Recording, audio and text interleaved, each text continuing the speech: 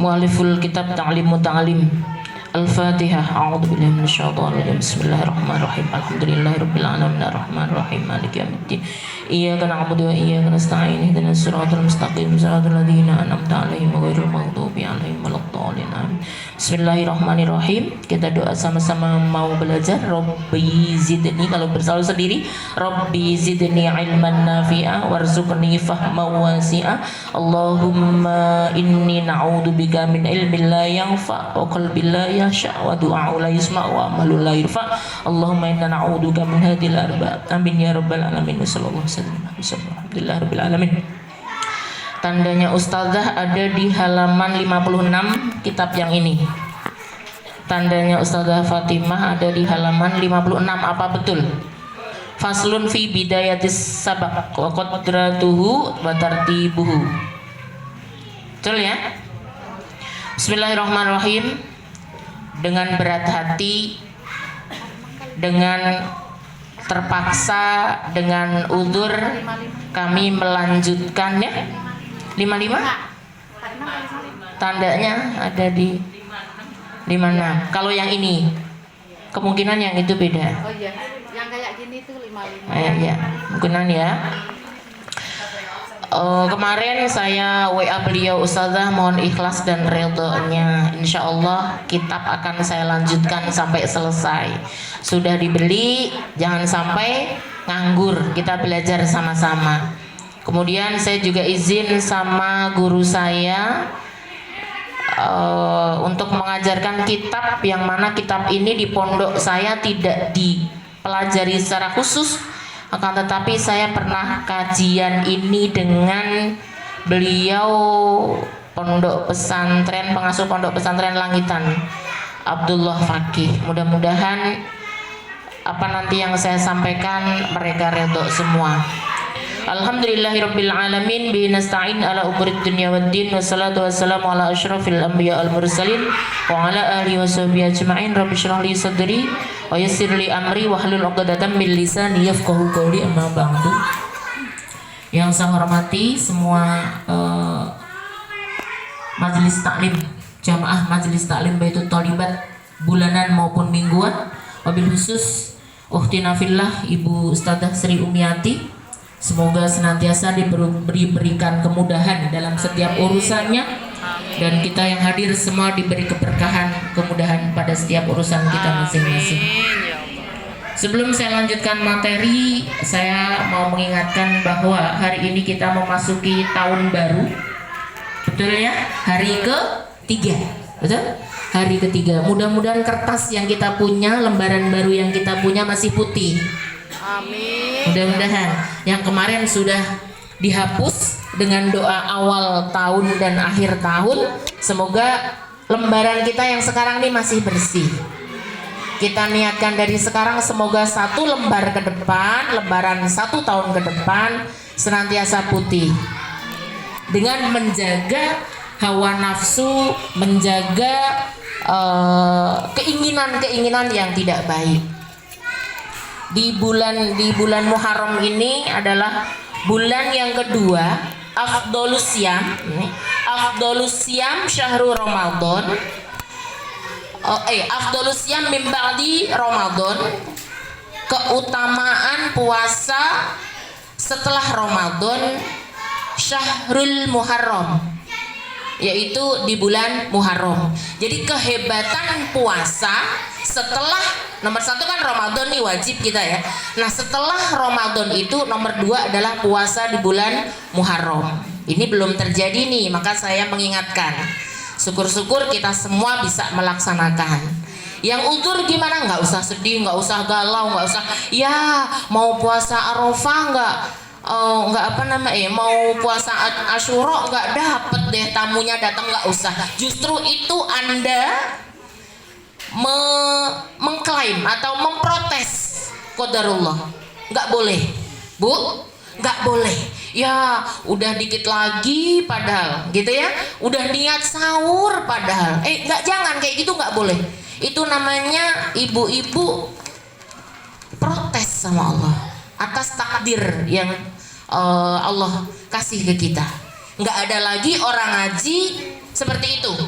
Besok nggak ada ya, yang hadir di sini besok sudah tahu nggak ada. Kalau haid nggak ada yang keluhan di status, apalagi keluhan di status itu lebih dari protes Allahnya rame-rame gitu, diperlihatkan.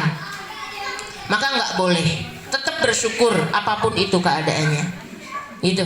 Jadi kalau nanti di bulan Asyura itu kita, kenapa Asyura? Karena hari ke-10, Asyara itu bahasa Arabnya 10, maka dibilang puasa itu namanya puasa Asyura.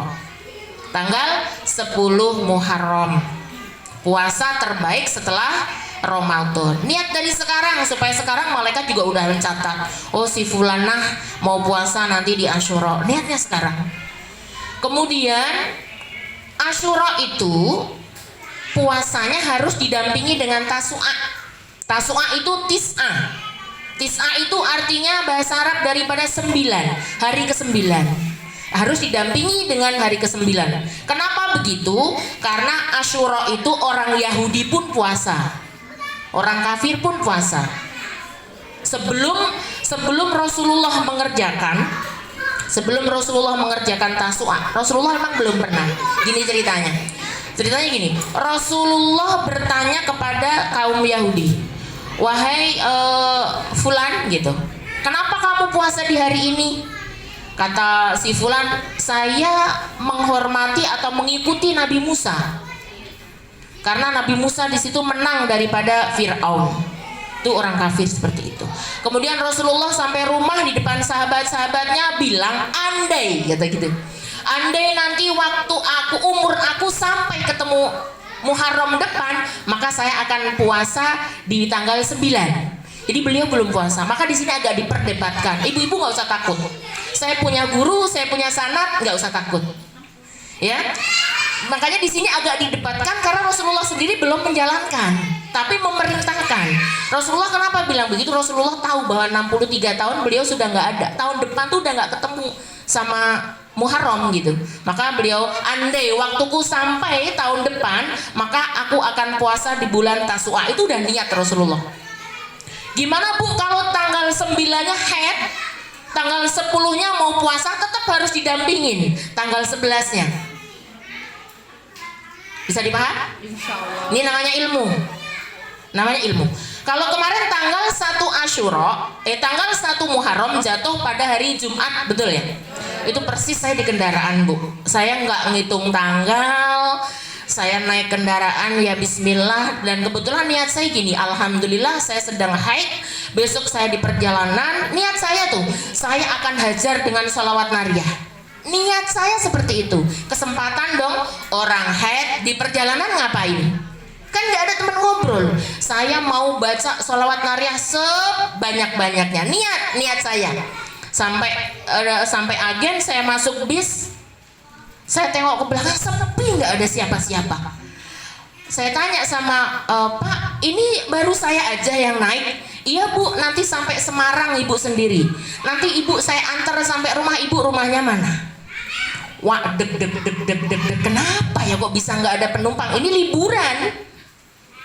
Kan liburan Mas. Dia jawab, kan 1 suro Bu. Oh, 1 suro. Melengok saya, apa hubungannya 1 suro sama ini? Iya Bu, kalau kejawen itu 1 suro itu ya begitu dah katanya ya. Udah begitu ya Bu, saya sudah sampai Kudus kalau nggak salah, itu baru ada penumpang. Saya pasrah, toh saya udah tua, mau diapain sih gitu ya. Di bis cuman saya sama supir berdua sampai Kudus. Di situ ya udah kacau balau nih hati saya sendiri. Itu nariyah niat yang tadi full jadi hilang-hilangan. Kantar entar ada, entar hilang, entar ada, entar hilang gitu. Nah itu gitu. Yang penting niat dulu. Sama malaikat udah dicatat, Bu Anis naik bis mau baca sholawat full di bisnya, wallahu a'lam. Saya udah ketakutan sama keadaan gitu ya, sama kata Masya Allah ya Rob, enggak lah, aman. Ngacak-ngacak dikit sih, saya jelek kok gitu. Itu takut beneran saya. Coba itu kalau ada kejahatan ya wallahu a'lam, tapi Allah jaga. Bu, ternyata saya nggak ngomong, bapak saya juga nggak ngomong, ibu saya juga nggak bicara apa-apa, ya bismillah niat. Nggak lama Bu, sepupu aku Mbak Nik itu posting satu suro, hati-hati banyak kecelakaan, innalillahi wa inna ilaihi rajiun. Gimana saya nggak stres tuh di situ, Masya Allah ya Rasulullah, kata sempet tuh ngerim yang model gimana gitu ya, saya Allahu Akbar, kembali tuh agak-agak terkait dengan mitos satu suro. Kembali tuh otak agak tercuci, yang tadinya yakin, beryakin-yakin, maka harus yakin. Di situ Mbak Nik lagi yang bikin status. Ada foto ngeletak 2 ditutupin mungkin darah ya. So, itu udah pikiran saya udah, menurut saya semua hari baik saya kembalikan semua kepada Allah. Apabila ini memang terjadi di akhir ajaran saya seperti itu Bu, karena emang sepi banget. Itu satu bis yang harusnya 32 cuma 6 orang sampai Jakarta, cuma 6 orang. Kata adik saya nyaut, saya sendirian dari ini, kata adik saya bisa pelayon, tau gak bahasa pelayon, bisa lari-lari gitu. Masya Allah, tuh itu namanya orang Kejawan seperti itu. Dan setelah saya angan-angan, memang betul orang Kejawan itu satu suro tidak boleh berangkat bekerja. Hati saya tepis lagi, saya nggak kerja kok, saya mau ngaji gitu. Saya nggak mau kerja, saya mau ngaji. Saya kembali di sini untuk ngaji, bukan untuk bekerja. Akhirnya tenang lagi, saya nggak kerja kok, orang saya mau ngaji. Ya, satu itu. Kemudian dan katanya nih orang-orang sana ya, orang yang Kejawan situ, nanem pun enggak. Nanem apapun itu enggak. Nah, nggak tahu deh kalau orang sini. Sebaiknya yakin, yang penting dipakai di hati. Ya, semua hari kalau kita yakini bagus, insya Allah menjadi hari yang bagus. Itu tentang Asyura. Jadi kalau Asyura Tasu'anya nggak bisa karena haid atau karena sakit, maka tanggal 10-nya ditemenin dengan tanggal 11. Itu puasanya. Kemudian apa yang saya sampaikan lagi mumpung belum, yang kemarin tanggal 1 tuh kan sunnahnya disuruh banyakin baca ayat kursi sebanyak 360 kali beserta bismillahnya. Jadi bismillahirrahmanirrahim, Allahu la ilaha illa ila akhirih 360 kali. Apabila belum, bisa dilaksanakan nanti tanggal 10 Asyura. Diawali dengan baca bismillah. Kenapa? 1 ayat kursi untuk menjaga 1 hari di dalam tahun depan. Ayat kursi itu fadilahnya untuk mencegah, untuk menolak aura-aura negatif, bala, penyakit-penyakit yang berbahaya. Itu nanti akan terjaga selama 1 tahun. Ada 10 lebih kayaknya. Kemudian mengusap, perhatikan supaya punya ilmu nanti disampaikan oleh anak dan cucu. Kepada anak dan cucu. Kemudian mengusap kepala anak yatim. Tapi jangan hanya diusap saja, panas tuh kepala. Diusapnya penuh kasih sayang sambil memberi hadiah, amplop kek apa, yang penting jangan bunga aja, anak-anak nggak suka apaan ini gitu ya. Mengusap kepala anak yatim. Siapa itu anak yatim? Anak yatim adalah anak yang ditinggalkan oleh ayahnya dari usia bayi sampai dia balik, itu yatim.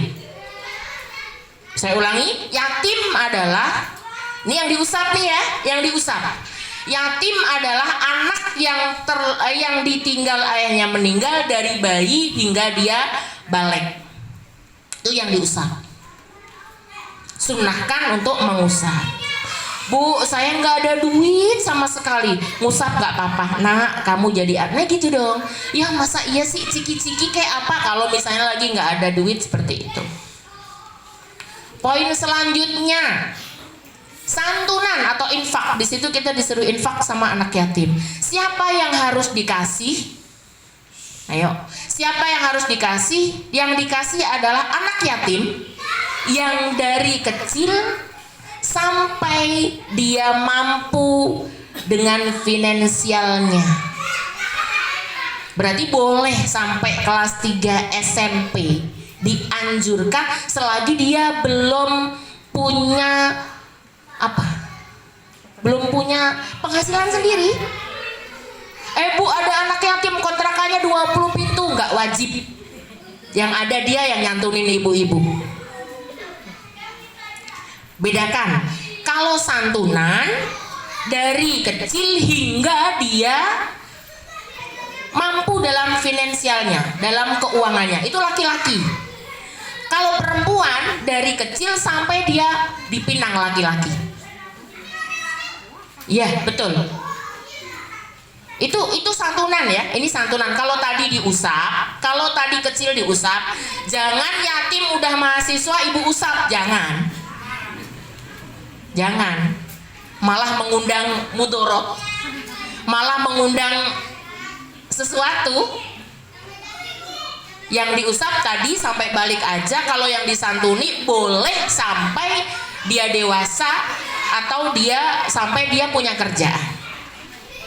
Ada anak yatim yang bukan nggak wajib, nggak harus disantuni, nggak layak dan nggak wajib adalah anak yatim yang kaya raya. Bapaknya ninggalin toko berapa tempat, satu toko misalnya 1 bulan 200.000. Kalau tokonya ada 20 atau 15, itu udah nggak wajib. Kita nggak perlu memperhatikan yang seperti itu. Begitu juga yang janda juga kayak gitu. Bisa dipaham ya? Ini masalah santunan. Terus lagi ilmu nih, ilmu. Kalau nyantunin anak yatim, karena yang terdekat adalah Asyura, maka ini saya pending dulu ya. Ini saya pending dulu. Kalau nyantunin anak yatim yang sekiranya membuat dia senang. Artinya apa? Jika anak itu umurnya 7-8 tahun, kita undang jam 2, santunannya setengah 4 misalnya. Dia ikut yasin, ikut tahlil, gerah nggak tuh anak? Males nggak tuh anak? Ibu harus ngerti. Kita disuruh nyantunin anak yatim itu untuk membahagiakan dia. Jangan sampai dia kita undang datang nomor 1 dibarisin, ngasihnya belakangan, amplopnya sedikit. Itu ilmu loh. Makanya kemarin agak sedikit saya sampaikan, mendingan kalau memang tidak banyak jumlahnya, titipin atau transfer, itu jauh lebih bagus. Senang ke anaknya. Kalau orang tuanya yang otomatis ya, artinya menyenangkan hati anaknya gitu. Allah Maha tahu. Itu ya Bu. Maka ke depan supaya ibu-ibu lebih paham nanti seperti itu. Musola juga saya minta seperti itu nanti, kalau misalnya udah disantunin langsung suruh bubar, atau jangan lama-lama ditahan. Kasihan, duduknya dia gerah, pengen segera ngobrol, pengen segera lari, apalagi yang kecil-kecil kan. Ibu-ibu perhatiin deh, dia kelihatan senang apa kelihatan gelisah kalau kayak gitu, gitu aja. Nah iya kayak gitu. Udah di situ udah ya. Kemudian dianjurkan pula di hari itu ibu-ibu memberi uang jajan lebih kepada anak. Hari itu hari kasih sayang orang Islam. Memberi uang jajan lebih kepada anak. Nah, kemudian ibunya minta uang belanja lebih kepada suami. Jangan minta dong, suaminya yang ngasih. Iya, kalau suaminya nggak inget kita ingetin, kasih deh hadisnya, Pak gitu. Nanti Papa mau nggak sepanjang tahun rezekinya lancar? Hari ini aku minta dong 500.000 gitu. Ya kalau biasanya 70.000 tambahin 10.000 lagi. Gitu, yang penting ditambah. Untuk apa? Untuk mengambil tafaulan keberkahan selama 1 tahun, biar suami kita rizkinya lancar, berkah, lebih banyak lagi gitu. Uang belanja. Kemudian uang belanja ditambah masakannya yang enak. Paham ya? Ingat, mama tugasnya ngasih uang tambahan buat anak. Nak, hari ini hari Asyura, ibu mau kasih tambahan uang jajan ke kamu. Nanti tuh anak telinganya hari Asyura akan terekam di telinganya. Terus dia akan mengikuti apa kata ibunya. Paham ya di sini ya? Saya lanjutkan. Memakai sifat alis. Ini yang kayak gini nih Bu nih. Yang kayak gini. Hah? Sifat alis. Apa namanya? Celak. Memakai celak. Tapi celaknya jangan yang pensil. Kalau bisa yang bubuk tuh loh, yang bubuk. Gak punya Bu, udah zamannya. Tapi ada yang bubuk juga sudah dibikin instan juga ada. Yang bubuk tapi sudah dibikin padat. Saya emang nggak pakai, jarang pakai. Dulu muda rajin, sekarang udah tua. Salah tuh begitu. Oke ya, pakai celak. Apalagi ziarah kepada orang alim, baik yang masih hidup maupun yang sudah wafat. Minta doa. Kalau orang alim minta doa, datang minta doa, jangan datang ngobrol. Datangnya minta doa, jangan datang cuman minta doa. Saya pengen sih sebenarnya ada niatan pengen ngajak ibu-ibu ke Ustazah Hubabah Lu'atul Habsi. Beliau dianggap mukjizat sama apa, bukan mukjizat sih, pegangan wanita keramat di Condet oleh Ustazah Halimah. Beliau juga diagungkan. Pengen ngajak ibu-ibu, tapi kalau misalnya jumlahnya banyak saya juga kurang tahu, belum tahu rumahnya juga. Pengen ngajak ibu-ibu nih, nanti antaranya. Nanti kalau misalnya saya nggak ngajak, punya inisiatif sendirilah. Kemana mau ziarah ke makam wali boleh, ke sini Al-Hawi juga ada. Ya, kalau yang masih hidup boleh. Terus dicatat nggak nih? Ntar lupa deh nyampe rumah apaan ya tadi gitu. Ingat ya, potong kuku di hari itu. Potong kuku juga termasuk. Apalagi ya, ingetin. Aku juga pede banget nggak bawa catatannya. Nengokin orang sakit. Ibu kok banyak banget, mana cukup waktu? Ya salah satu di antara 10 kita pilih. Syukur-syukur bisa 3 atau 4. Hari Minggu. Hari Minggu itu hari Minggu ya? Oh, ya nggak apa-apa Bu, saya izin mau silaturahim ya nggak apa-apa, nggak apa-apa. Apa mau diliburin boleh? Kemarin libur keenakan ya. Terus apa lagi? Ayo, ada yang inget nggak? Minum susu putih di tanggal 1. Oh iya, udah ya. Minum susu putih di tanggal 1. Jangan, Bu, saya nggak doyan susu, diganti kara boleh nggak boleh? Temen aku itu lucu kemarin bikin status, yang nggak doyan susu boleh nggak ya diganti kara? Kan dia ambil putihnya tuh, supaya lembaran kita ke depan menjadi putih, nggak ada nodanya gitu. Tafaulan namanya, ya kayak gitu.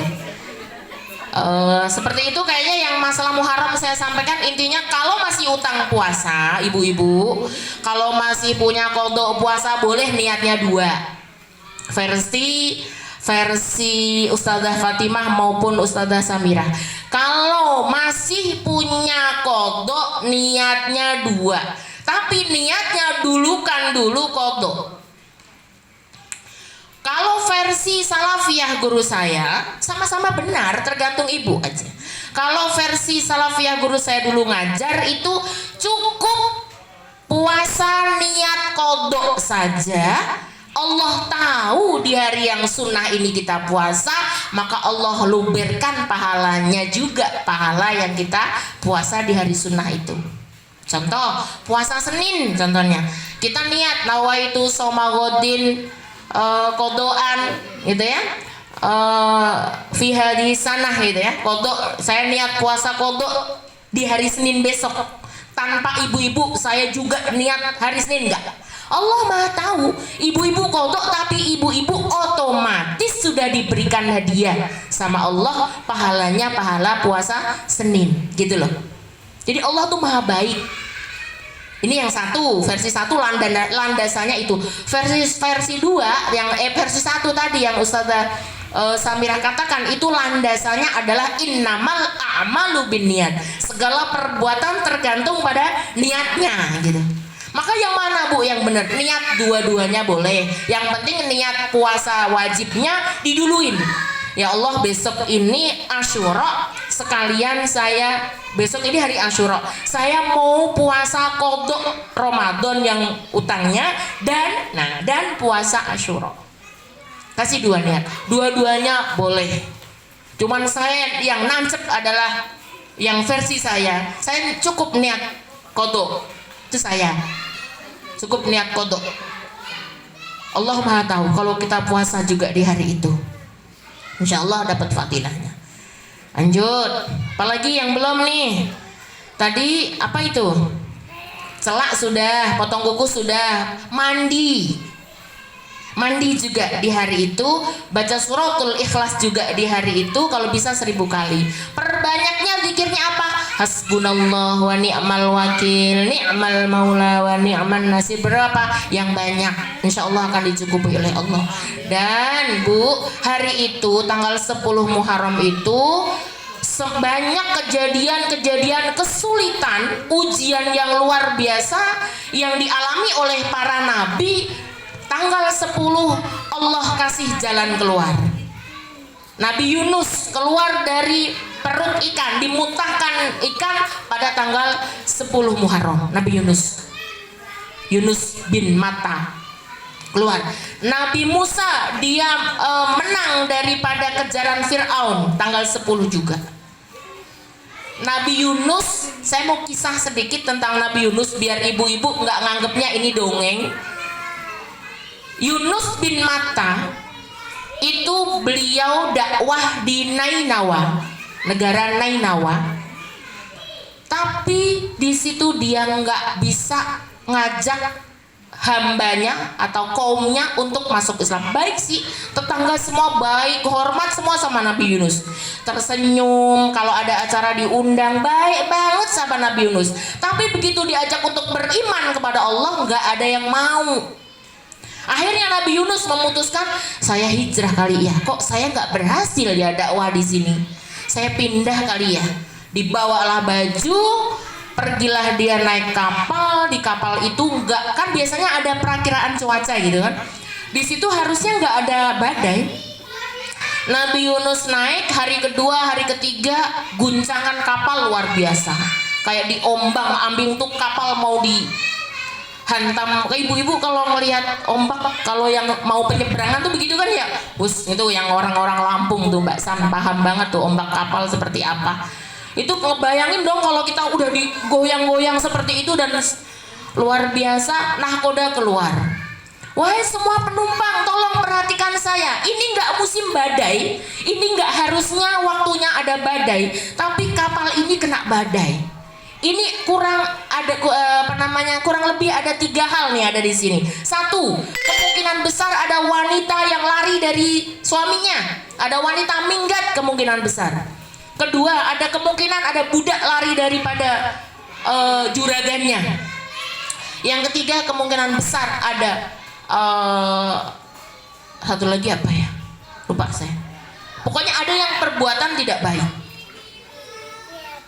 Nabi Yunus pun meraba dirinya, saya budak enggak. Meraba dirinya. Udah, kalau emang semua nggak ada yang masalah ini, nggak ada yang mengakui, semua tulis namanya masing-masing. Kata nahkoda, dikumpulkan tuh nama sekapal Bu, ditaruh di sesuatu untuk dikocok.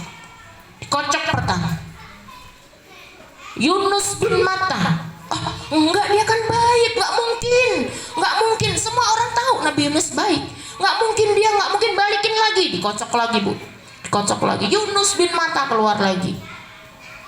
Akhirnya dikocok yang ketiga kali, tetap Yunus bin Matta yang keluar.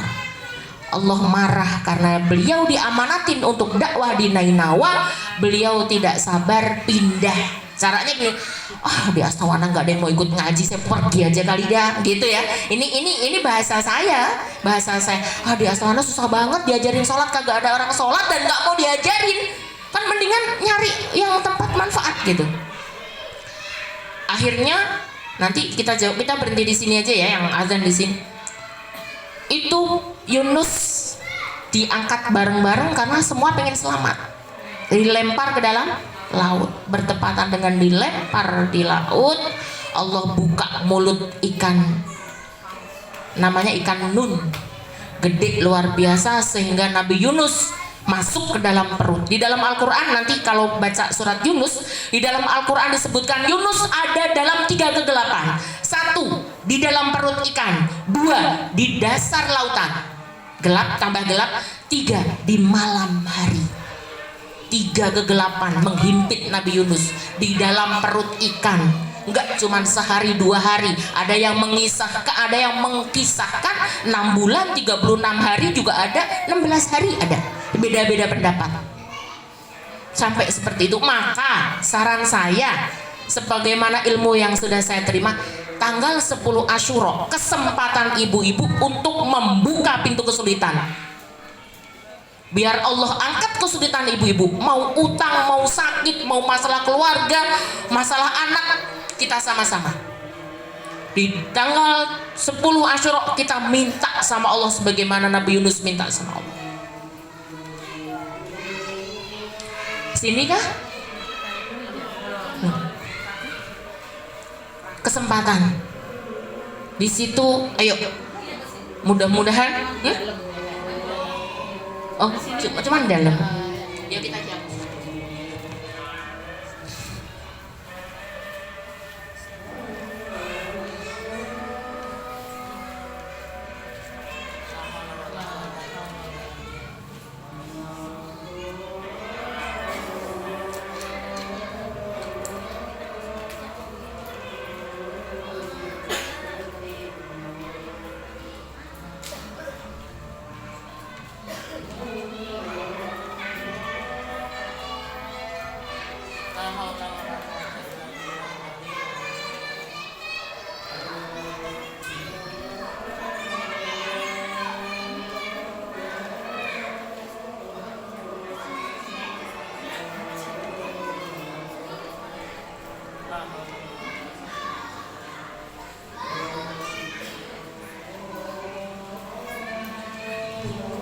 Allahu Akbar, Allahu Akbar.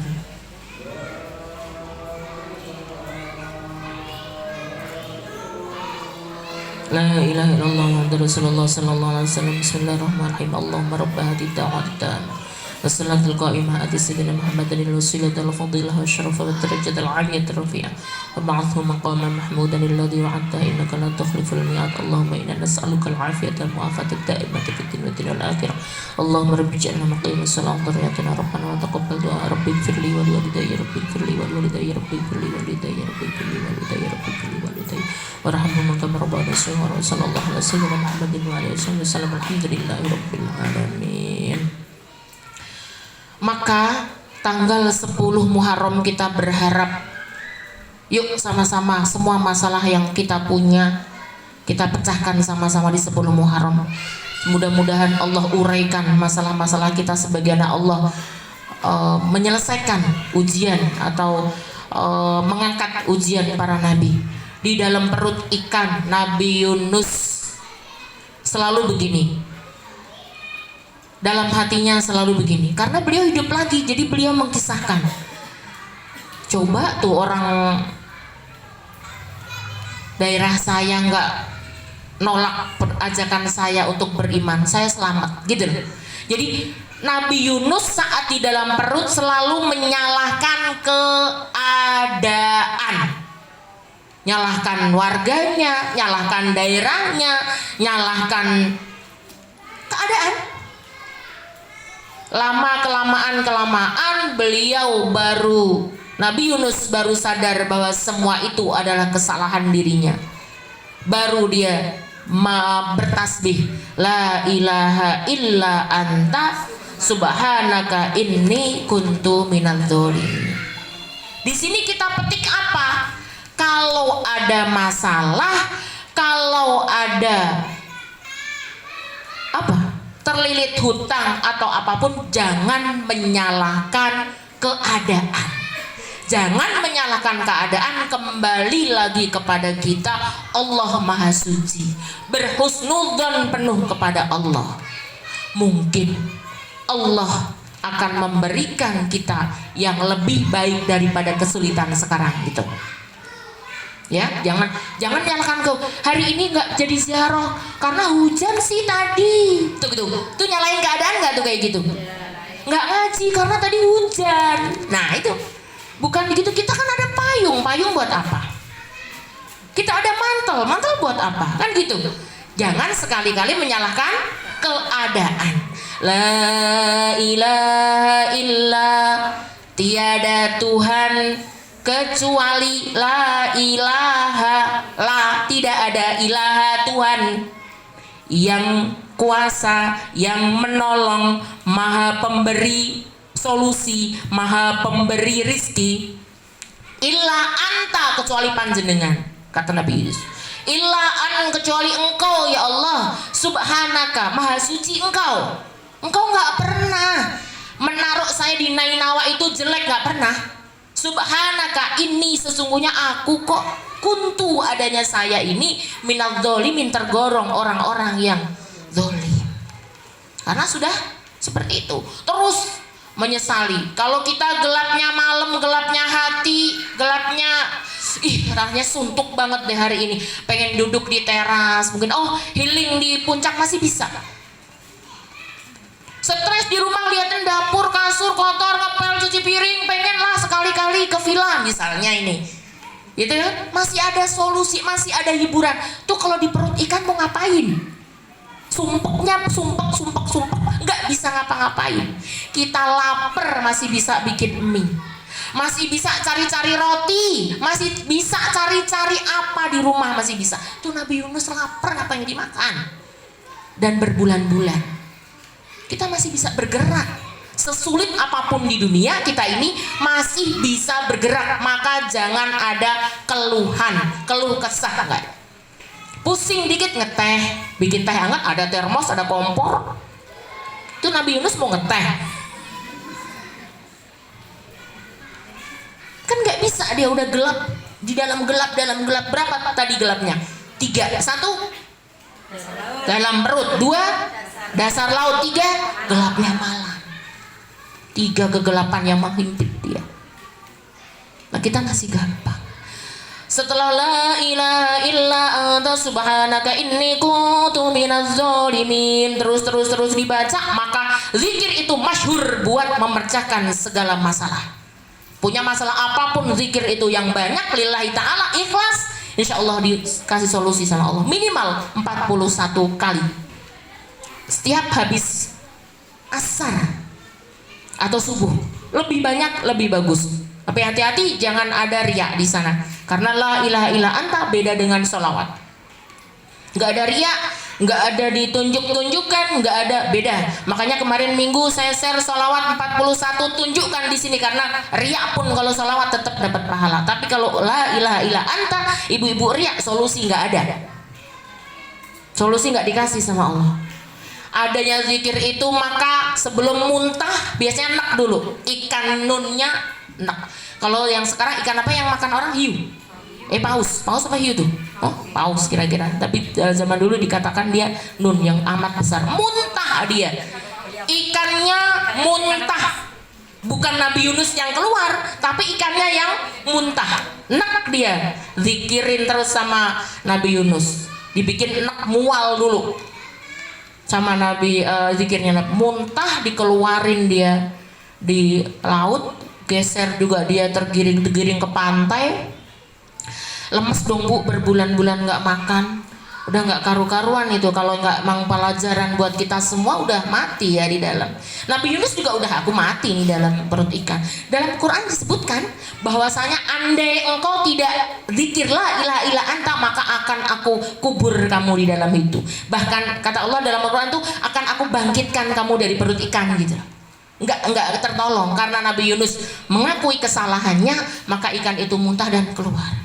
Dan keluarnya di pantai itu Bu, memang Allah kasih ada pohon labu, sejenis labu, sejenis melon. Ada yang bilang labu, ada yang melon. Itu bentuknya merembet, dan Nabi Yunus ke pinggir pantai itu persis di dekat buah melon tersebut. Aku sebut melon lah ya, nggak tahu yang aslinya apa. Aku sebut melon aja ya. Itu persis ada di mulutnya untuk menolong dia. Kalau minum air laut kembung dong, asin, pahit, kan nggak enak tuh. Dikasih Allah di pantai itu ada melon untuk dia makan. Setelah makan kuat, dia jalan ke pinggir, ketemu warga. Wahai fulan, mohon maaf numpang nanya, di sini namanya daerah apa? Di sini namanya daerah Nainawa. balik lagi ke tempatnya. Memang Allah utusnya di situ. Allah suruh dia itu emang dakwah di situ. Balik lagi ke Nainawa. Di situ baru Nabi Yunus mengambil pelajaran dari yang sudah dialami. Beliau tekun dakwah di situ, memang ditakdirkan, diperintahkan Allah untuk mewakili Allah meneruskan agama yang Allah berikan kepada hambanya di Nainawa. Kembali lagi ke Nainawa. Habis itu orang-orang juga kan habis ditelan ikan, Nabi Yunus nggak ada, baru percaya dia hidup lagi. Akhirnya sebagai mukjizat, orang-orang sekampung pada percaya bahwa dia adalah nabi, mengajak beriman. Tuh, maka kesempatan nanti di tanggal 10, yuk sama-sama kita ubah nasib kita. Kita yang sumpek-sumpek, yang sulit-sulit, kita ngadu sama Allah dengan banyak zikir. Manfaatkan 10 Muharram dengan baik, Asyura dengan baik. Kalau bisa masak, bikin cemilan, prek dulu. Masaknya kan sore ya? Ya kan tadi disuruh masak besar, Bu. Iya, salah saya. Masak buat yang enak buat anak-anak, yang biasanya balado telur ini tambahin ayam gitu. Yang biasanya kangkung ini sop tetelan lah gitu loh. Intinya gitulah, ditambahin, enaknya ditambahin. Saya liatin ntar datang ke rumah-rumah ya. Padahal Bu Ani sendiri males masak, ya kayak gitu. Nanti sama-sama mudah-mudahan kita semua diberikan solusi oleh Allah Subhanahu Wa Taala untuk menghadapi semua masalah di dunia. Satu pesan saya, teruslah mengaji, jangan menyerah, karena kita nggak tahu umur kita. Sesungguhnya dengan mengaji ini kita mengumpulkan tabungan pahala yang luar biasa. Saya ingatkan kembali, duduknya kita belajar bersama. Saya bukan menggurui, saya paling jengak kalau dipanggil ustazah. Mohon maaf banget dah. Saya tuh paling sungkan, paling gak enak kalau dipanggil ustazah. Tetapi Bu, dibalik itu semua, kalau saya nolak misalnya, saya nolak banget nih. Ada yang baru bisa pegang mic, mimpin la ilaha illallah, dipanggil ustazah dia ho-oh. Itu yang salah. Kalau saya nggak ho-oh, nanti yang tidak bagus lebih ho-oh lagi, itu yang bahaya. Maka nggak boleh julukan ustazah atau kiai itu nggak boleh sembarangan. Saya sebenarnya berat banget dipanggil itu, jujur. Rasanya masya Allah, kayak pengen dibeset nih telinga kalau ada ustazah Nurul Nisa. Rasanya nih masya Allah, Bu, berat. Tapi Allah yang tahu apa isi hati saya. Saya nggak mau. Kadang-kadang saya dengar itu bacaannya nggak benar, dengan bangganya dipanggil Al-Mukarramah, Ustazah, Hajjah. Saya dengar bacaannya nggak baik, kurang baik. Itu saya ngilu di sini, Bu. Ngilu rasanya. Itu yang membuat saya agak oke lah, biarin deh saya dikit nggak apa-apa dipanggil ustazah, daripada ono gitu. Kadang-kadang begitu gitu loh. Maka jujur saya udah pernah sama Bu Sri pun punya pikiran yang sama. Jujur, apalagi Al-Mukarramah, maka tolong nanti kalau itu nggak usah lah kayak gitu. Mbak, aku suka dipanggil Mbak atau Bu biasa. Kita bestian kok di sini juga, saya nggak ngajarin. Di sini kita duduk bareng sama orang soleh. Siapa itu orang soleh? Orang solehnya adalah pengarang kitab tersebut. Kita sedang berbicara sama yang punya kitab. Kita sedang mempelajari kitab beliau. Maka kita sekarang duduk bareng dengan orang soleh. Mana orang solehnya? Pengarang kitab tersebut. Kan orang soleh matinya nggak mati, masih hidup. Begitupun beliau mendoakan kita semua. Paham ya? Paham ya? Maka hati-hati dalam setiap apapun. Maka perlu ngajinya di situ. Semua ada ilmunya, bagaimana bertetangga, bagaimana. Ini kayaknya nggak sampai saya buka ya, kayaknya udah sore. Insya Allah kita akan belajar sama-sama. Saya tidak menggurui ibu-ibu, tetapi saya menyampaikan apa yang ada di sini. Kemudian saya juga menyampaikan apa yang saya tahu. Ya, mudah-mudahan bisa diterima. Kenapa begitu? Mohon izin, saya jujur banget untuk nyari ustazah itu agak apa namanya ya? Bukan agak susah sebenarnya. Saya dikasih tahu sama orang ya. Aku tanyanya saya apa Bu? Lulusan mana dulu? Lulusan mana? Oh dia dari sini kok, Lirboyo misal. Berapa tahun? Saya tanya lagi. Jangan sampai seperti saya. Saya ini mondok kurang 3 tahun lagi Bu. Harusnya saya 3 tahun lagi baru selesai. Baru 6. Harusnya 4. Satu tahunnya ngabdi. Ada kecelakaan satu, kedua nenek saya nggak bisa melanjutkan saya untuk materi intinya materi gitu. Akhirnya saya ditarik pulang dan dijodohin deh gitu. Ya, maka saya lebih hati-hati nyari guru buat saya dan buat ibu-ibu gitu. Kalau di sini saya nggak paham, saya ada guru, saya bisa tanya, lihat WA, Ustazah bla bla bla bla. Saya pernah nanya gini, Ustazah kalau saya sholat id, saya khotib, saya ini gimana? Oh, Kak Nisa, kata Ustazah Samira, Kak Nisa kok ruwet amat mikirin itu, kata dia. Nggak sholat pun nggak apa-apa, karena sholat id adalah sunnah. Tuh, begitu. Ustazah, kalau punya ilmu tuh jawabannya saya yang pening sendiri. Lagi saya bertanya, Ustazah saya ini sebenarnya bingung deh. Saya ini kan nggak punya ilmu apa-apa, tapi kok saya apa ya? Ya ibu-ibu mendekat saya, minta diajarin, tanya. Jawaban beliau apa? Kak, di dunia ini nggak ada yang punya ilmu sempurna. Kalau kita nunggu punya ilmu banyak, kapan kita mau mengamalkan ilmu kita? Jawaban itu saya rekam sampai sekarang. Kalau saya nunggu saya pinter banget, kapan saya mau menyalurkan apa yang yang saya punya? Kapan saya dan ibu-ibu selamat dari api neraka? Kapan kita memperbaiki sholat kita sama-sama? Kapan kita berubah menjadi orang yang pelit menjadi orang yang tidak pelit? Kapan kita berubah menjadi orang yang suka nyinyir suudon menjadi orang yang husnudon, selalu berprasangka baik? Kan gitu, untuk merubah. Ngaji itu untuk merubah yang tidak baik menjadi baik. Saya juga belum baik, tapi sama-sama kita belajar menuju lebih baik. Itu saja yang saya sampaikan. Ada pertanyaan tentang Muharram, tentang Asyura, tentang Tasu'a? Udah pinter ya?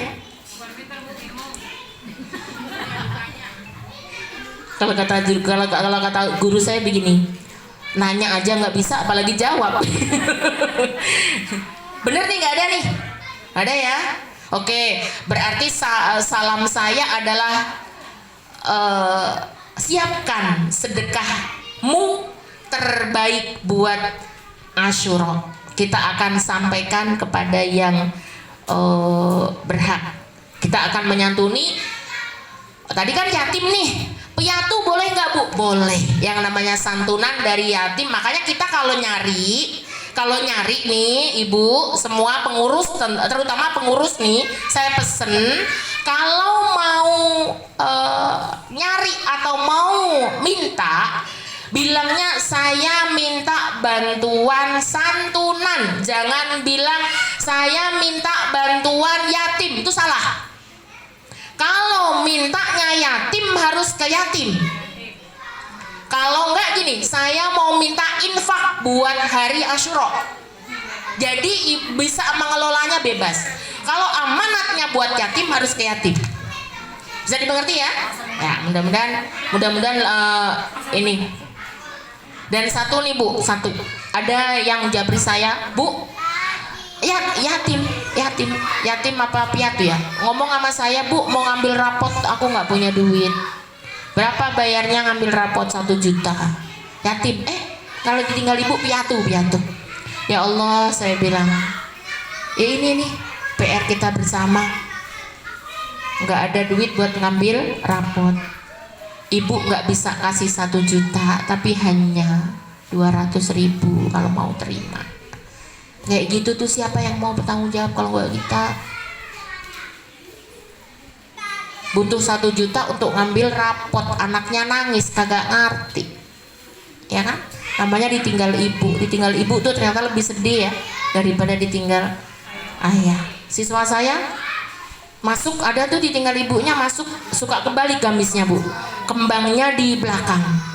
Saya ajak ngumpet, namanya bapaknya kan yang makein, bunganya di belakang. Siapa yang makein baju ayah? kembangnya di belakang, burdilanya di belakang, ya. Itu juga sedih buat kita. Ya mudah-mudahan kita diberikan keluasan rezeki untuk infak di bulan Muharram. Niatkan yang baik, niatkan yang banyak, jangan takut, semua akan diganti oleh Allah Subhanahu wa taala. Dari saya itu saja, mohon dimaafkan apabila ada kesalahan. Yang benar datangnya dari Allah, yang tidak benar datangnya dari saya pribadi. Wal afu minkum. Wassalamualaikum warahmatullahi wabarakatuh. Ya Rabbana a'tarafna bi annana tarafna wa annana ashrafna 'ala alladhi ashrafna fatub 'alaina taubatan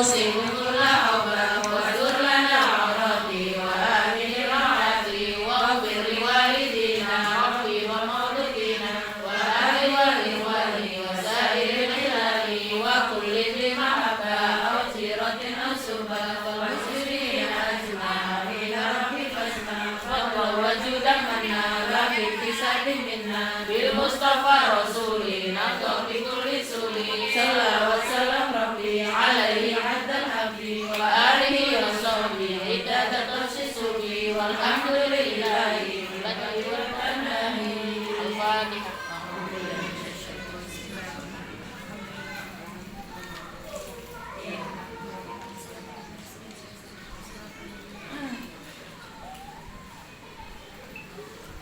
Ucapan terima kasih banyak buat PJ berapa? PJ 3 yang hari ini sudah meluangkan waktunya, menyiapkan segala sesuatu. Semoga Allah menggantikan semua yang. Amin. Allah.